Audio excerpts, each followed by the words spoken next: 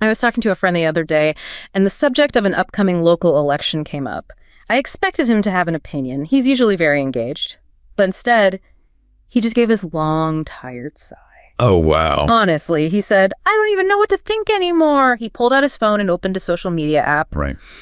I've seen posts that this candidate is a hero and other posts that he's a criminal. Then I see fact checks that seem to contradict other fact checks. It's too much. I'm exhausted just thinking about it. I've kind of just given up trying to know what's real. That feeling is, yeah. He wasn't angry. He wasn't cynical. He was just spent. That specific feeling, that cognitive shutdown from being so overwhelmed by conflicting information that you just want to opt out, has a name. It's called misinformation fatigue. Exactly. Misinformation fatigue.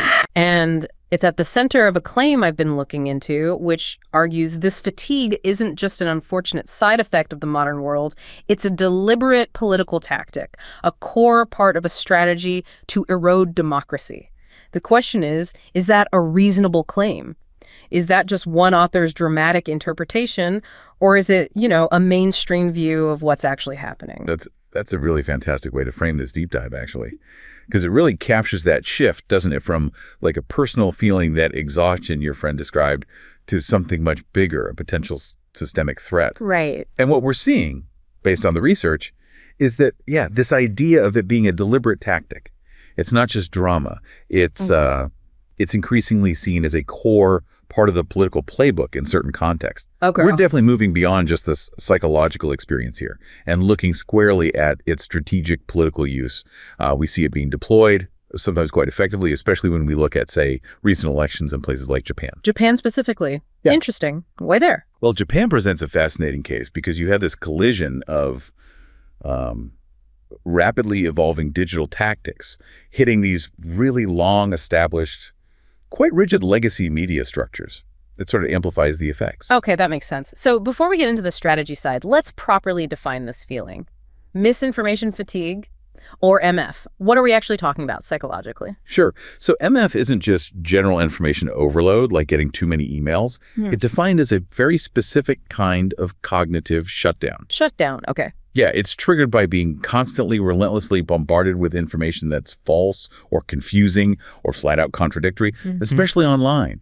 It's the mental work, the labor involved in constantly trying to figure out what's true and what's not, that just burns you out. It sounds utterly exhausting. Like if every time you open your phone you have to put on your detective hat, that's got to have an emotional toll too, right?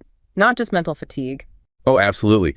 The research links MF very strongly with a whole bunch of negative emotions.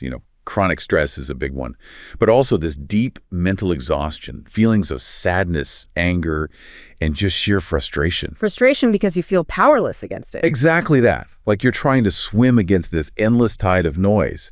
And that emotional drain is really what pushes people towards just disengaging, tuning out. Is this a widespread thing, or is it mostly affecting people who are maybe, super online or really politically engaged? That's a key question. And the data suggests it's pretty pervasive. It's not just the terminally online. We have studies showing, for instance, that something like 80.4%, a huge majority of users, report feeling some level of this fatigue. 80%? Yeah. And here's the kicker. Nearly half of them, 48.42% to be precise, reported high levels of fatigue. That means feeling it monthly, weekly, or even daily. Almost 1 in 2 people are feeling this intensely on a regular basis. Regularly, yeah. So we're not talking of a niche problem here. For almost half the online population, this exhaustion is a constant defining feature of trying to navigate the digital world, especially around news and politics. Okay, so if people are that tired, what does it actually do to their behavior? What's the measurable impact? If you just can't handle the noise anymore, what gives? They stop trying to correct things. Yeah. That's the main outcome. It leads to this phenomenon we call correction apathy. Correction apathy, Okay, right. Think about it. You see something online that you know is wrong. Correcting it takes effort. Right? Yeah. You need time, you need to maybe check facts, you need the mental energy to potentially argue with someone, and then you have to actually formulate a response. That's all cognitive labor. Right, it's work. It is work. And our research shows this really clear, significant link. The more misinformation fatigue someone reports, the less likely they are to spend any time or energy trying to correct false information they encounter. They just let it go. It's like the friction becomes too high.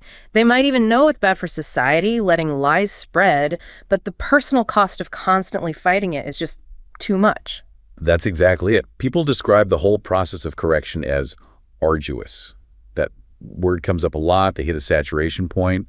They might still think misinformation is a huge societal problem, but personally, they just do not have the energy for it. So the system itself, just by sheer volume, wears down the very people who might otherwise try to uphold factual discourse. Precisely. It creates this pervasive apathy. It's a system perfectly designed, intentionally or not, to exhaust the defenses. You mentioned an anecdote in the source material about a voter in Japan, right? Someone named Kenji.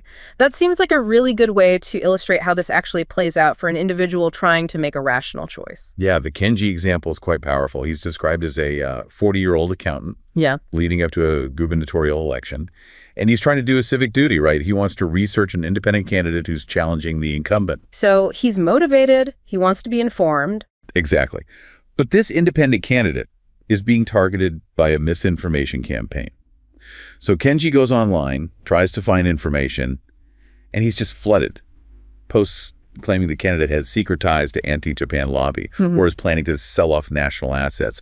Really inflammatory stuff. Okay, so what does he do? Does he try to verify these claims? He tries. He looks for primary sources, for evidence, for official statements, anything concrete. But all he finds is more noise. Anonymous blogs, sensationalist images, angry social media comments just echoing the same unsourced attacks. No facts, just hostility. Right. He spends, the account says, about an hour just swimming in this manufactured chaos. And at the end of that hour, he hasn't found a single verifiable piece of information. He's just frustrated and mentally drained. So what's the outcome for his vote? He essentially gives up. Yeah. He closes his laptop and thinks it's impossible to know what's true. And his conclusion, I'm just going to vote for the established candidate I already know. Wow. So the misinformation didn't necessarily convince him the independent was bad? Not necessarily. It just made the effort of figuring it out too costly. It exhausted his ability to make a rational choice. Exactly. That's the chilling part. The goal of the fatigue tactic isn't always to make you believe the lie. Sometimes the goal is simply to paralyze your ability to judge, to make the process of finding truth so exhausting that you retreat to the familiar, or just disengage entirely.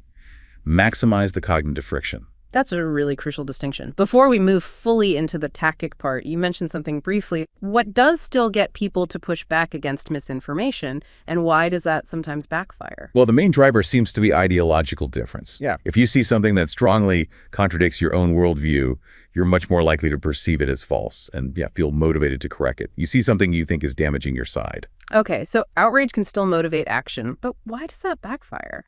Because trying to correct someone with a completely opposing view online, well, it usually doesn't end well. The data is pretty stark. Something like 72.3% of people who did try to correct misinformation reported that it just led to a negative, often hostile argument. So even when you muster the energy to fight back, you often just get dragged into an unpleasant conflict. Right, which then causes more stress, more frustration, feeding directly back into the fatigue cycle. It punishes the very act of engagement. So next time, you're even less likely to bother. The whole system seems engineered to wear you down. Okay, so this brings us squarely to the main claim of this deep dive. This fatigue isn't just an accidental byproduct of the internet. It's being used. It's a deliberate political tactic, An asymmetric weapon. Yes, that's the argument. It's seen as strategic. Populist actors particularly seem to understand that misinformation fatigue is incredibly effective precisely because it's asymmetric. There's this huge imbalance. An imbalance between what? Between the effort needed to create the noise and the effort needed to clean it up. Okay, let's break that down. What's the cost for, say, a government agency or a mainstream politician if they need to refute a single piece of viral misinformation? Oh, the cost is enormous. Think about it. Time, money, personnel, political capital. To do a proper refutation, they need evidence.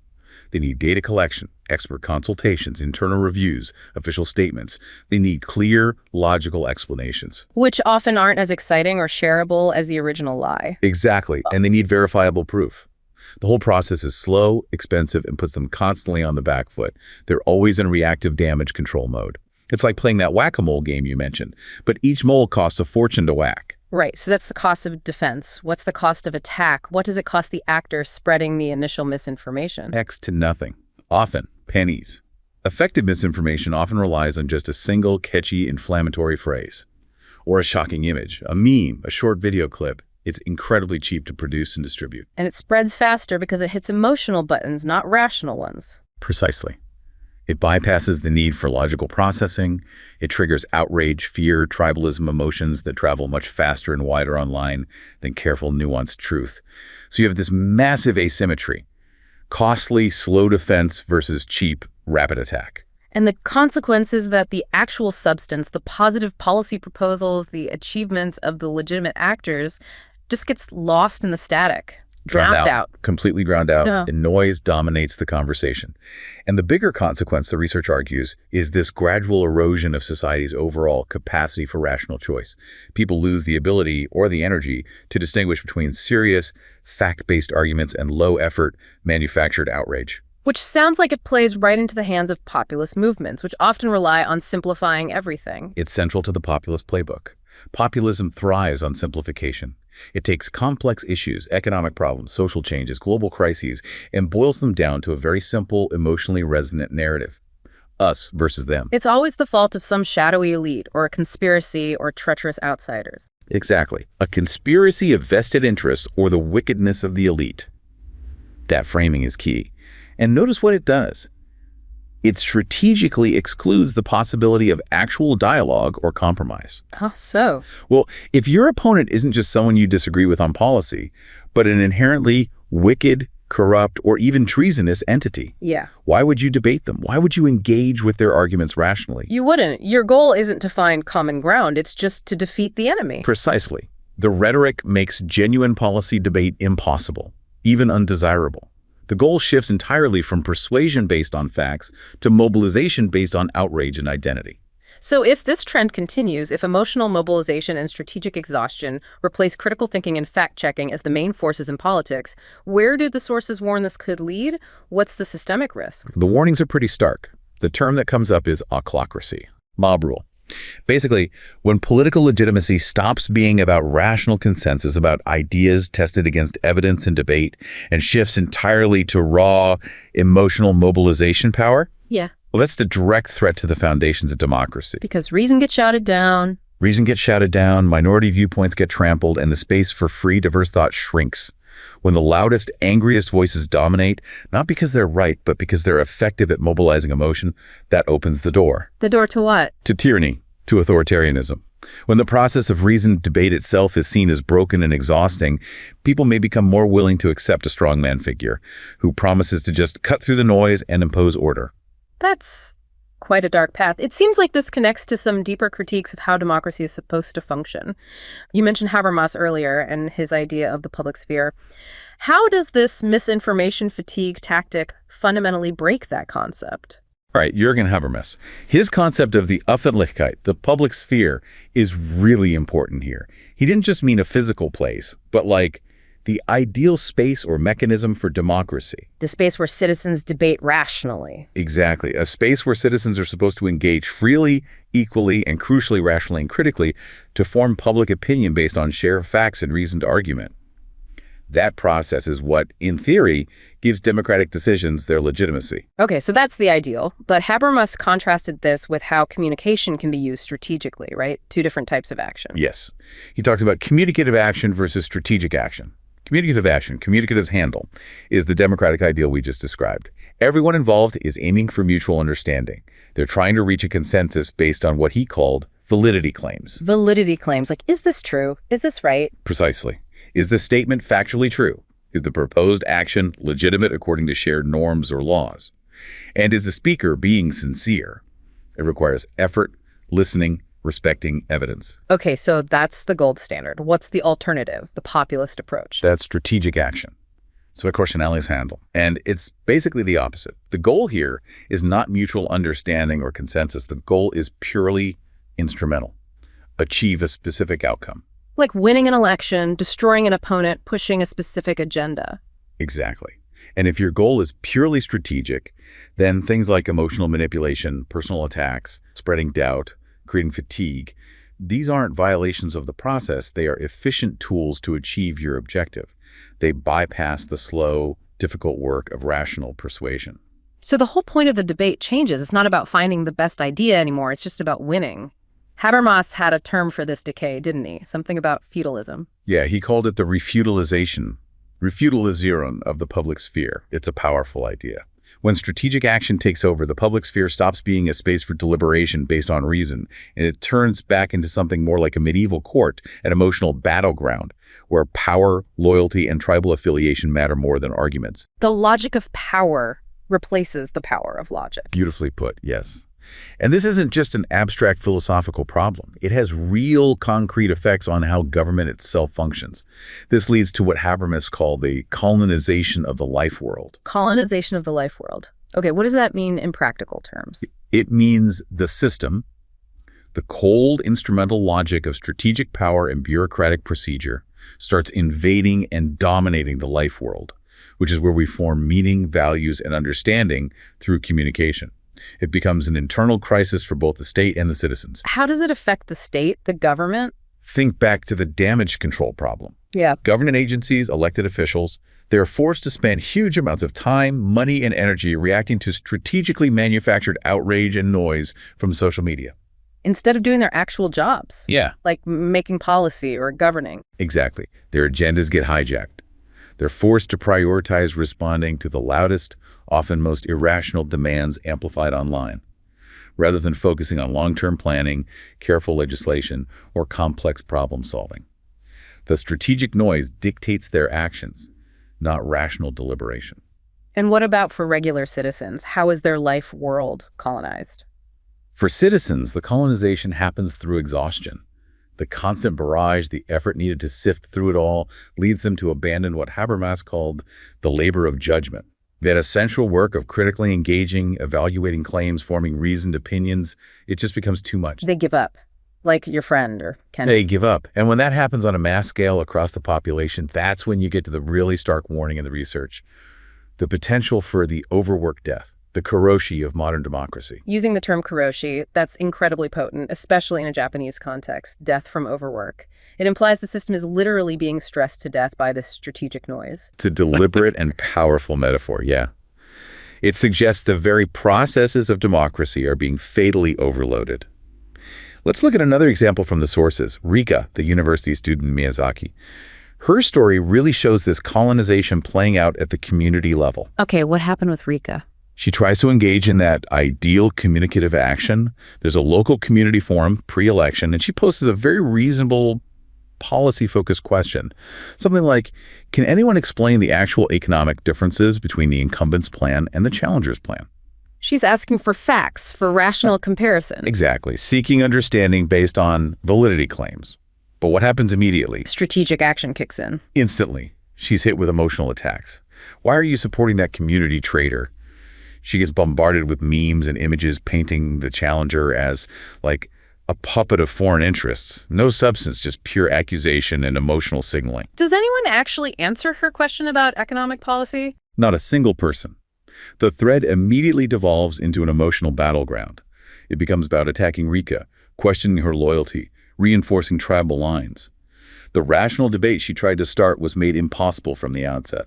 So the space wasn't used for understanding, it was just used for attack and defense. The battleground metaphor seems apt. It perfectly illustrates how the public sphere gets refutalized or colonized. The goal shifts entirely from finding truth together to simply winning the emotional skirmish. Reason is shut down. This pattern feels universal, but you mentioned earlier that Japan is a particularly interesting case study because of its media landscape. How does that specific environment make it more vulnerable to these kinds of digital asymmetric tactics?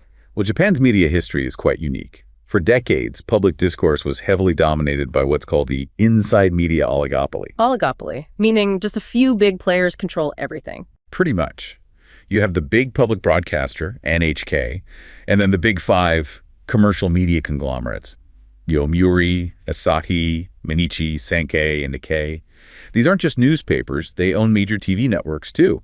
And for a long time, they had near total control over the flow of information and public opinion. How do they maintain that grip? Was it just market share? A key mechanism was, and to some extent still is, the Keisha Club system. These are essentially press clubs, often physically located inside government ministries. Access to official press conferences, background briefings, crucial information. It's largely restricted to journalists working for these established inside media outlets. So if you're an independent journalist or foreign press, you're shut out. Often, yes, or you get much less access. This system naturally encourages a certain uniformity in reporting. Journalists don't want to risk losing their access by being too critical or digging too deep on sensitive issues. It breeds self-censorship. A significant amount of it. It tends to promote a more conservative, establishment-friendly news agenda. So you had this very powerful, relatively closed information loop controlled by a few major players. Okay, so a very controlled environment. But you said this is undergoing a silent but profound transformation because of digital media. Right. That traditional dominance is definitely weakening. Social media, blogs, alternative online news sources, they've cracked open that closed loop. It's much harder now for the legacy media to just ignore issues that are blowing up online. So the digital sphere can sometimes act as a check on the old guard. It can. It's been described as a much-needed corrective in some ways, forcing issues into the open that might have been ignored or downplayed before. So there's a potential positive side, more diversity of voices. But the downside is that this opening also creates the perfect environment for deliberate manipulation. Computational propaganda. Bots. Exactly. It's a double-edged sword. Digital platforms, especially ex-Twitter, which is hugely popular in Japan, like 1 in 2 people use it, become powerful tools for swaying opinion.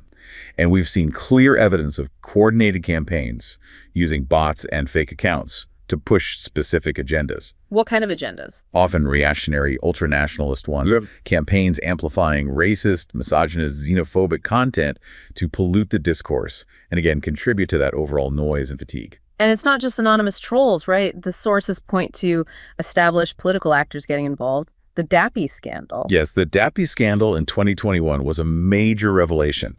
It came out that specific factions within the ruling LDP, the Liberal Democratic Party, had actually commissioned internet consulting firms. Commissioned them to do what? To disseminate attacks, to spread negative messages, often very personal and nasty ones, targeting opposition politicians, particularly women politicians who faced misogynistic campaigns. So direct, paid, strategic use of these tactics by elements within the governing party. Yes. It was concrete proof that these aren't just fringe activities. Established political players were actively using these low-cost, high-impact digital attacks, effectively weaponizing the online environment and contributing directly to the kind of misinformation fatigue that benefits them by disabling opposition and confusing voters. That really sets the stage for understanding how a party built on this kind of environment could emerge. Let's talk about Sansaitu. Right. Sansaitu, the party of do-it-yourself. It's a really striking example of a niche party breaking through in Japan. They started out on the fringes, largely as an anti-vaccine movement during the COVID pandemic. And now they have seats in the Diet, the national parliament. Yes, they won seats in both the 2022 and 2024 elections, which is a significant achievement for a new party coming from that kind of background in Japan. What makes their political style stand out, especially compared to, say, populist parties in the West? One of the most interesting things is how open they are about their worldview. Many populist parties elsewhere might use coded language, dog whistles, to hint at more extreme or conspiratorial ideas. Sansaitu doesn't do that. No, they're incredibly explicit. They fully embrace a conspiracist, anti-globalist ideology. Their whole message is framed as a battle against powerful nations and excessive globalism. They don't shy away from the conspiracy label at all. How do they handle it when people call them conspiracy theorists? They lean into it. They essentially say, calling us conspiracy theorists is just your way of trying to shut down the truth. They turn the accusation into a badge of honor, a sign that they're the ones brave enough to speak the real truth that the establishment wants to hide. So they're actively marketing themselves to people who are already distrustful and fatigued by mainstream narratives. Absolutely. Their simple, clear narrative, complex problems are caused by secret plots is incredibly appealing if you're already overwhelmed and exhausted by trying to make sense of conflicting information. They offer certainty, even if it's conspiratorial certainty. And how do they translate this into an actual party structure and, well, funding? You mentioned their DIY school. Their organizational strategy is quite innovative. Firstly, they bypassed legacy media almost entirely. They built their own alternative media ecosystem online, YouTube, TikTok, platforms like that. That's how they find their audience. Okay, so they build an audience online. Then what? Then they have this membership pipeline. They draw people in with these narratives of crisis and imminent threat, making them feel like they're part of a vital mission. And then they offer them a way to get involved and get educated through the party. Which is where the DIY school comes in with its high fees. Exactly. They charge quite substantial fees, apparently between $50,000 and $80,000. That's hundreds of US dollars for these DIY school lectures on topics like geopolitics, economics, health, all framed through their specific lens. That's a lot of money. Why do people pay? It seems to work on multiple levels. It's fundraising, obviously. But psychologically, the high cost likely creates a sense of exclusivity and value. Members feel they're investing in access to secret or specialized knowledge that's being hidden by the mainstream. It builds incredible commitment. So they're turning that feeling of being excluded or confused by the mainstream into a revenue stream and a source of dedicated activists. It seems like a very effective model for them, yes. They're essentially capitalizing on the fatigue and distrust generated elsewhere in the system. But why did this particular party find such fertile ground in Japan right now? Given the LDP is already a dominant conservative force, was there a gap in the market? The analysis suggests there was a specific political vacuum. After 2012, the ruling LDP under Abe and subsequent leaders generally pursued a more centrist course on some issues.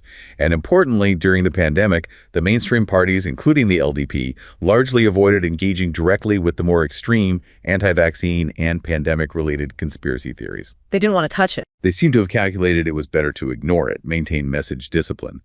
But this left those particular narratives essentially untouched by a mainstream debate. It created this open space. A space Sensei could just walk into. Exactly.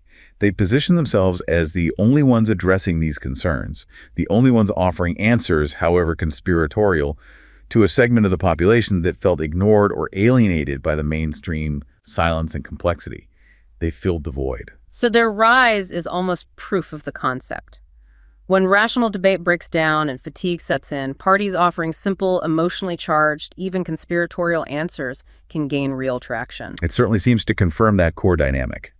Which brings us back to the ultimate risk, the systemic danger here. If these strategies work, if parties like Sansaitu succeed by exploiting fatigue, it changes the very definition of political success. The standard for legitimacy gets flipped upside down. Completely inverted. It stops being about building rational consensus through evidence and argument and becomes purely about who has the most effective emotional mobilization power. And the end result of that, the ultimate danger, isn't just bad policy, it's complete disillusionment. People just checking out entirely. That's the fear. Profound disillusionment, where citizens don't just dislike the politicians, they lose faith in the entire process of democracy itself.